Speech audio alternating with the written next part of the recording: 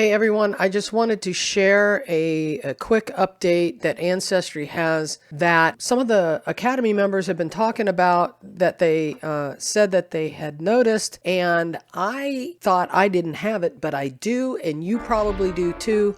So what I want to do is I want to show this to you, and so we're going to talk about this new feature right from the family tree right now.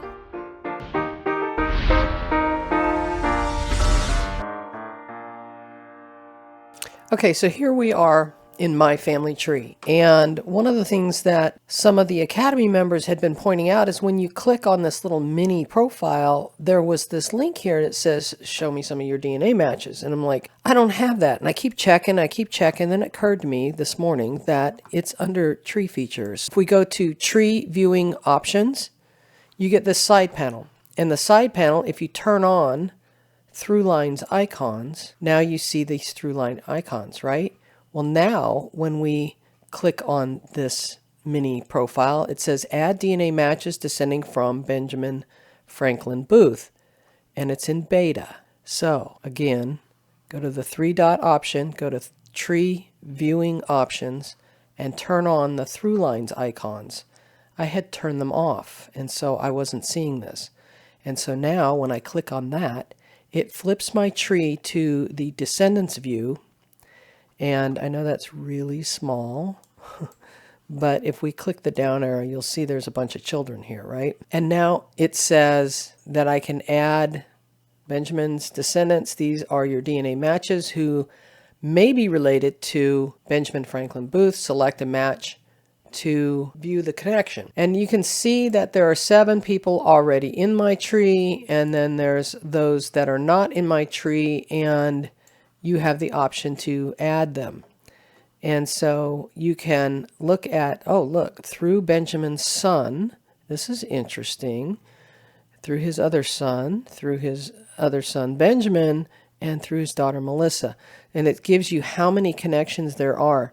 If you can open this up and see those different people, and yeah, very cool. When I first heard about this feature, I was really concerned that people were going to be importing information without verification. Now that I'm playing with it, I kind of get it. This is just another way of looking at ThruLines, okay?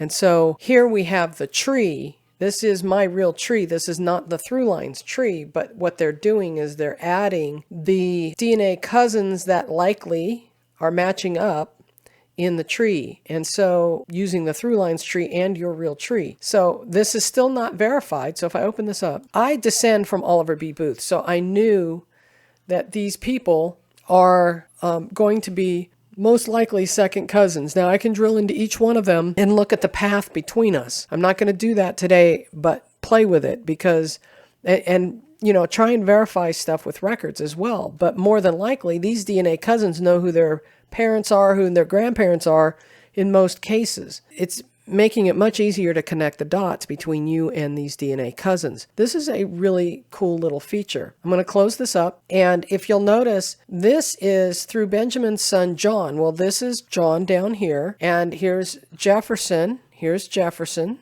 Through Benjamin's son Benjamin, here's Benjamin, and daughter Melissa. This is actually a very cool feature. So again, go to the 3 dots, go to tree viewing options, and turn on the ThruLines.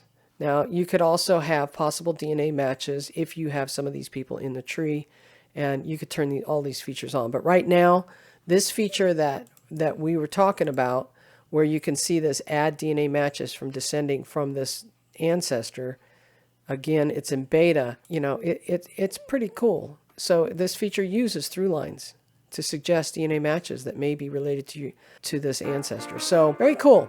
Good job, Ancestry. So go play with it. Let me know what you think in the comment sections. If you like this content, please make sure that you like the video. And if you really want to follow along, make sure you subscribe to the channel. And we'll catch you in the next video.